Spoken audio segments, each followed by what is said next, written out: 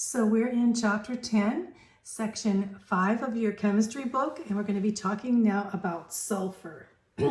So let's look where sulfur is on the periodic table, okay?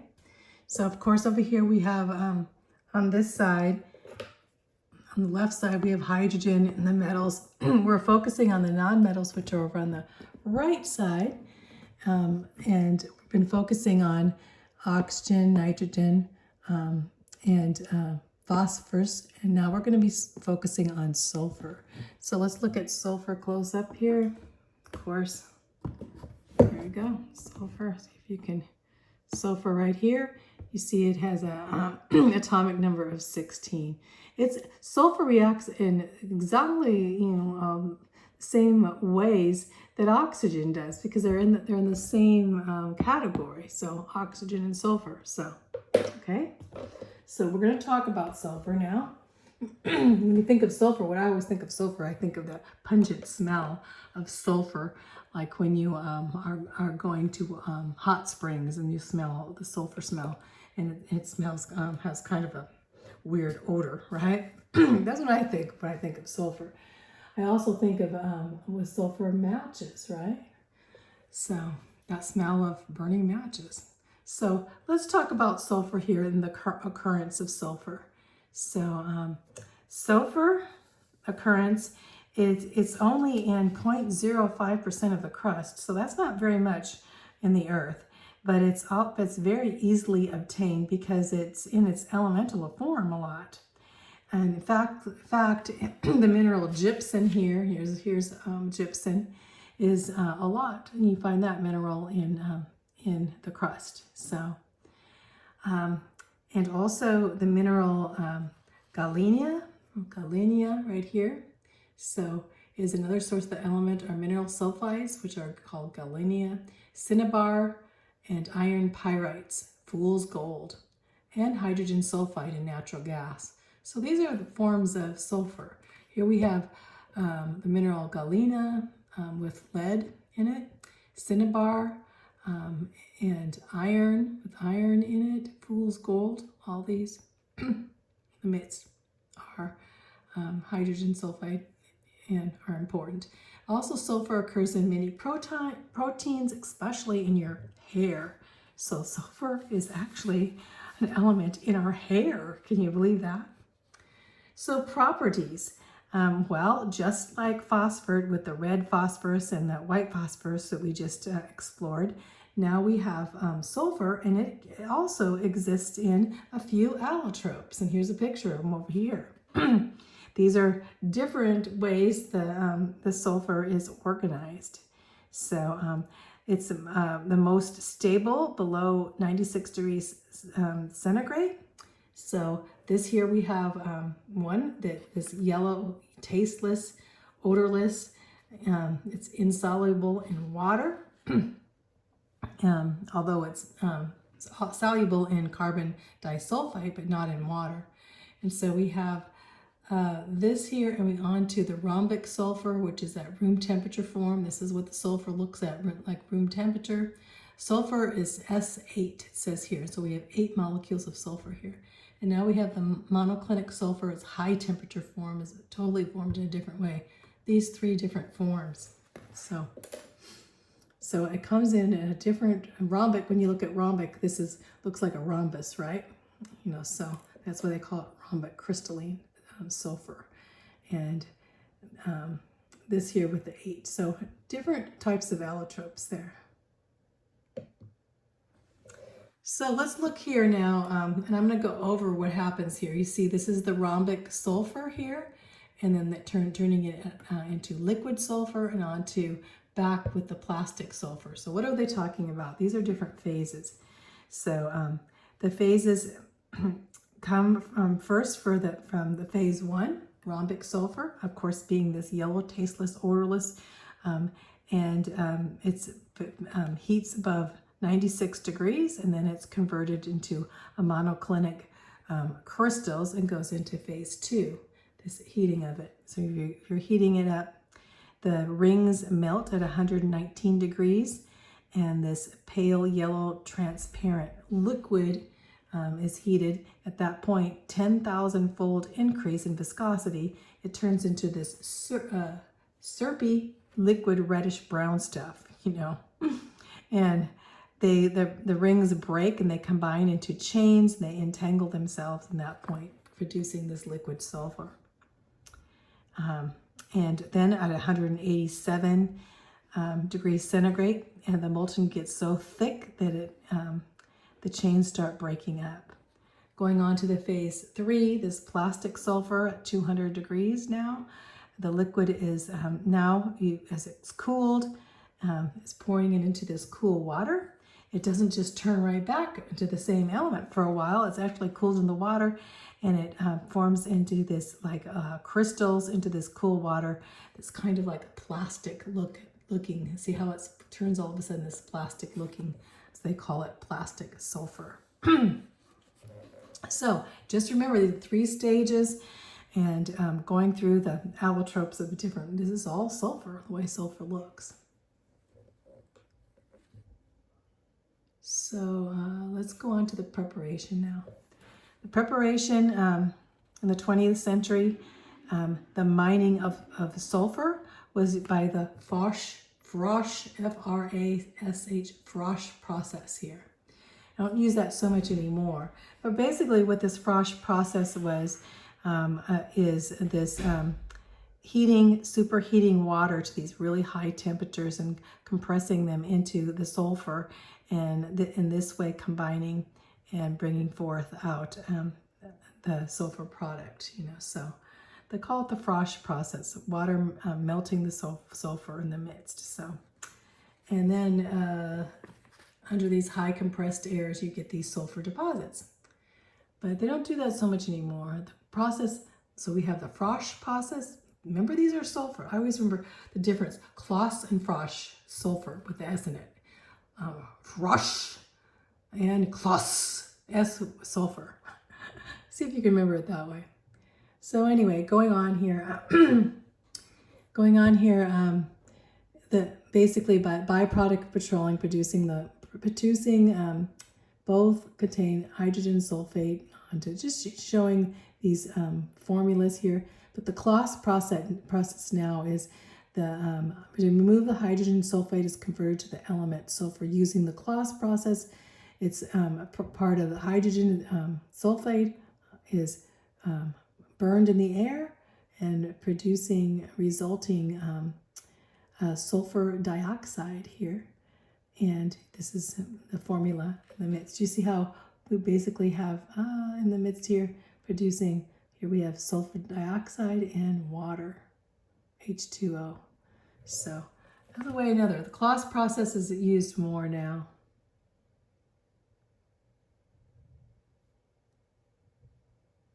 Okay, just remember those 2 processes. The Kloss process is the removal of the hydrogen sulfate converted to elemental surface. So basically you're using the hydrogen sulfate to remove instead of the simple Frosch process. Okay, let's go on to the uses now. Okay, the vast majority, over 85% of sulfur is used to produce sulfuric acid. So we need that sulfuric acid, and this is H2SO4. Remember when I say the H presents the acid to it. So we have sulfuric acid, H2SO4 now is very important. And the uses include, vulcanization of rubber production, onto insecticides and fungicides, pharmaceuticals, it's medicine, gunpowder, matches, dyes, photographs, and textiles. All these things are important. Sulfuric acid is important. It has been said that the health of the economy of the United States can be measured by the annual industrial consumption of sulfuric acid. That's unusual.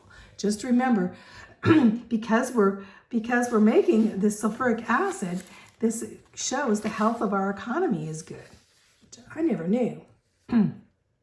So it's the most important chemical produced in the United States. Nearly 40 million tons of sulfuric acid are produced each year. 2/3 are used to produce phosphate and ammonium sulfate for fertilizers. So it's involved in making fertilizers too.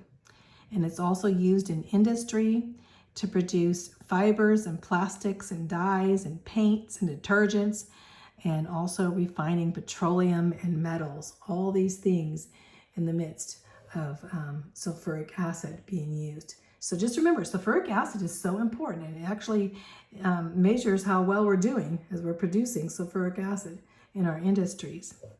So sulfuric acid is produced by the contact process. So this is the process that we're using all the time with sulfuric acid. Just think. Remember, we had the frosh and the frosh and the Klaus frosh, like Klaus frosh and sulfur. But now this is with the acid, and this is called the acid. Sulfuric acid is produced by the contact process, and this involves first burning the sulfur in the air to produce sulfur dioxide. So they take sulfur and oxygen, burn it in the air. Sulfur dioxide is then converted into sulfur trioxide using vanadium oxide as a catalyst. And here you have the process going on to this to produce sulfuric acid. The second process, and it goes through three stages to get sulfuric acid. Excuse me. The sulfuric acid is sulfur trioxide is dissolved in the pre-existing to react with water to form sulfuric acid. So there's three different phases to basically as it goes through to get the contact process. Those three phases of the contact process to produce sulfuric acid. So what does sulfuric acid look like now? We're going to talk about hydration of sugar here too. But let's talk about what it looks like. It's colorless. It's a viscous liquid. The melting point of 10.4 degrees centigrade. It's found in the lab, 98% of sulfuric acid by mass in the lab. It's useful in a drying agent for gases and dehydration. So we're talking about dehydration process. It looks like it's burning actually, but drying. Sulfuric acid is poured over table sugar, and in doing that, it makes table sugar look like a black carbon.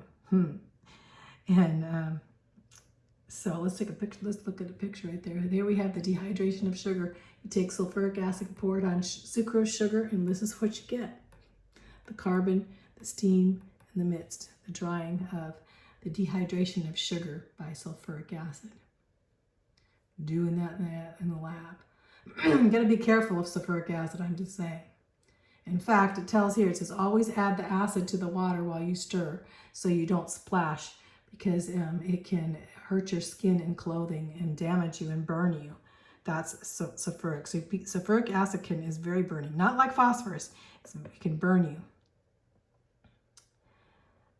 Let's see, the skin and clothing can be severely damaged. Yep, let's go on here.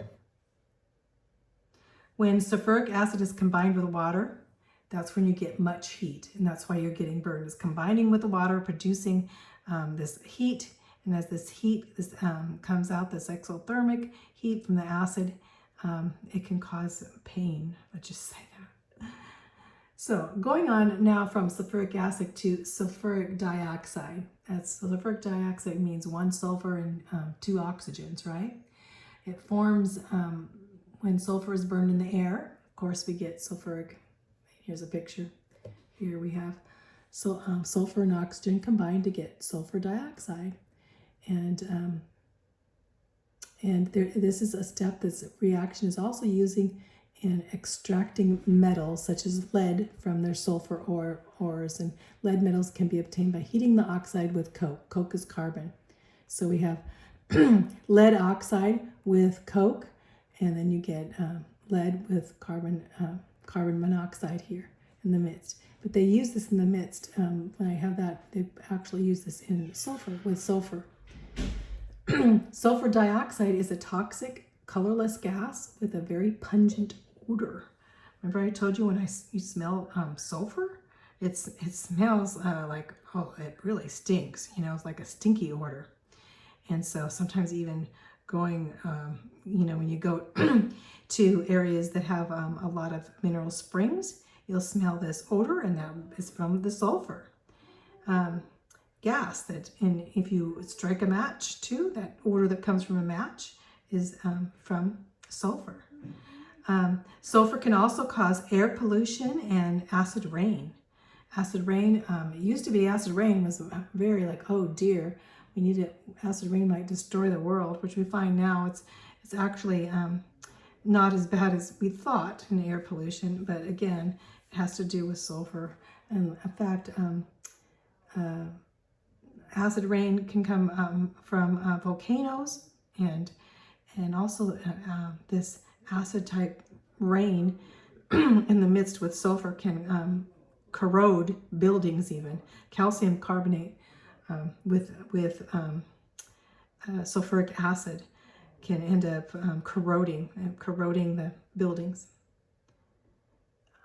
They would also like to remove, so they need to remove, to prevent pollution, sodium dioxide is commonly removed from the power plant exhaust gases by a device called the scrubber. So we're not necessarily we're talking about the acid over here, but we're talking about sulfur dioxide. I think I said sulfuric acid, but sulfur dioxide is kind of like carbon dioxide, right? Now it's sulfur dioxide. And so that being pollution, being able to pollute, we wanted to get rid of that sulfur. So to get rid, you have to have a scrubber. A scrubber is getting rid of the sulfur from the air, from the pollution in the air. And so one type of scrubber sprays a mixture of water and powdered limestone into the exhaust, and the mixture reacts with sodium dioxide to form gypsum. And the gypsum comes out, this limestone gypsum comes out, bringing the sulfur out of the air. Oh, that's pretty important, how we can scrub the air. Can you believe that? And then gypsum can be used to make wallboard, plaster, or cement. So gypsum is useful, while the sulfur dioxide is not, you know. Here we have the tarnishing of silver by hydrogen sulfide. So that's why silver tarnishes, because of sulfur. So let's get to that in just a little bit. Sulfur dioxide, again, is used to manufacture sulfuric acid too, which is very important, and sometimes used as a bleaching agency for like paper products and oils and starches, you know, to inhibit browning or such. And it's also a fungicide for grapevines. Now let's talk about this hydrogen sulfide, and that has to do with the tarnishing. Now we're with hydrogen. So we're not sulfuric acid, but we're H2S, which is hydrogen sulfide. It's a colorless, highly toxic gas with a very offensive odor, like rotten eggs, right? And its concentration in as a toxic gas can actually cause you to go into respiratory failure and die. So actually hydrogen sulfide, the odor when it gets very pungent is like, you need to get away as for this because it could cause respiratory problems, severe respiratory problems, and coma and death even. In fact, that's one of the tarnishing of the light degrees of hydrogen sulfide there, with the tarnishing of the reason silver tarnishes. It's that high of concentrate that can even affect silver. So going on to talking about, here's the process that forms silver sulfide. Here's that tarnishing when you see silver is Ag. So you're taking oxygen and hydrogen sulfide, and then you're putting with silver, and then the silver actually produces the silver and H2O water, makes it tarnish. Volcanoes and the decay of organic matter are major sources of the atmosphere. This hydrogen sulfide from volcanoes, at high doses can actually kill many people. So it's important poison in the air, right? So now let's talk about the sulfahydryl group, are known as thiols. So what's a thiol or thiol? Thiols called, or mercaptans. Thiols are stinky odors. Let's just say that thio is a stinky odor like of a skunk. It smells like skunk. In fact, the skunk puts off this sulfur dehydrate smell. You know, the skunk does. And here's a picture of it here. So the odor of the natural gas is not due to the major component of methane, which is odorless, but is due to the small amounts of thiols that have been added so that gas leaks can be detected by odor. But anyway, it's a skunk smell of sulfur. So let's see, other sulfur compounds. Carbon disulfide, which is carbon with a sulfur, is colorless, flammable liquid formed by heating carbon there. It's a good solvent, rubber, waxes, and sulfur, and phosphorus, iodine, and a good solvent for all of those. And the synthesis of rayon. So its major uses in the synthesis of the textile fiber rayon with carbon disulfide. Now let's go into molybdenum disulfide, MOSOT, and tungsten are both used as special purpose lubricants because they can withstand high temperatures and tremendous pressures while remaining slippery. So they use these in wheel bearings and things where they don't have to use a lot of lubricants anymore because of how they react in their slipperiness. On to sulfur. Going down to thiosulfic ion. Like I said before, this is the thiosulfic ion is sulfur and oxygen is formed by boiling sulfur with aqueous solution. Sorry, I'm pronouncing some things. I'm having a problem pronouncing. But here is with sodium here, and you have that equation. Thiosulfate ion is similar to the sulfate ion, except an oxygen atom has been replaced by sulfur. Thio means sulfur. So when you see the word thio or thio, I pronounce it thio. I think it's pronounced thio. Yeah, it is. Thio means sulfur. So, so if you see the word thio, you know it has sulfur in it, right? So, and it's also used in developing black and white film sulfur. So let's go over the questions very quickly. Describe what happens to sulfur as it is heated from room temperature to 250 degrees centigrade. Remember, it goes from that crystalline form kind of into this rhombic crystalline form as it goes through. It goes through these different forms. In fact, let's just go back and look at it real quickly. Right there. The rhombic sulfur onto the liquid sulfur and the plastic sulfur. So it changes in form drastically. Okay. So describe the Claus process of burning silver. The Claus process removes the hydrogen sulfide, and because as it converted, remember phosphorus is converted to the element sulfur. It says burned in the air. So let's go back at that. Look at that real quick.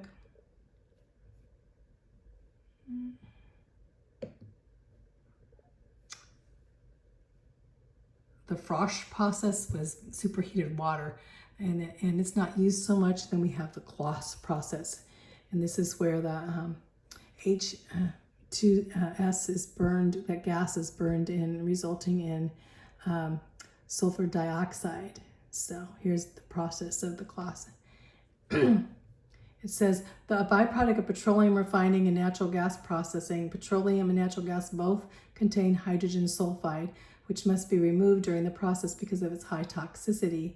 And this is how they remove it, through the Claus process. Okay?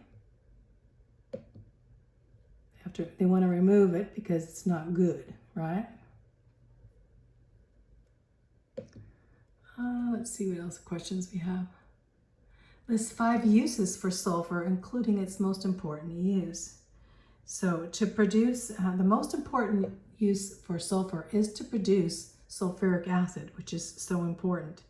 It also is used in vulcanizing rubber, insecticides and fungicides, pharmaceuticals and gunpowder, all of these things, and matches. Those are 5 uses. So we think of, first of all, producing sulfuric acid, rubber, insecticides, fungicides, pharmaceuticals, gunpowder, matches. Those are uses. List 5 uses of commercial uses now, not of just sulfur, but of sulfuric acid. Remember, sulfuric acid is so important in our in the United States, and it actually says how our industry is doing, and basically labeling us on how well we're doing actually economically by producing sulfuric acid. You can believe that.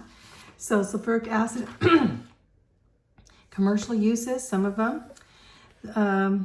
So 2/3 to produce phosphate and ammonia sulfate fertilizers, and to produce fibers and plastics and dyes and paints and detergents, all these things.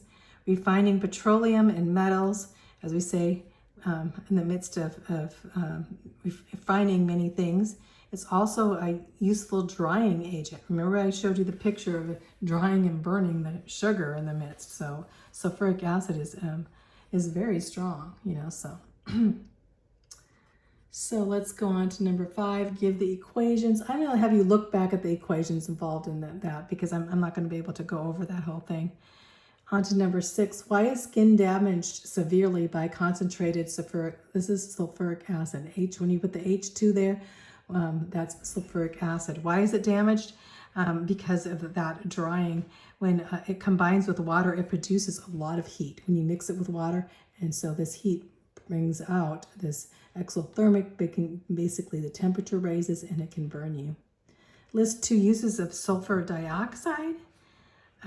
Sulfur dioxide, let's see, exacting metals such as lead, you know, getting metals from the ground is one thing.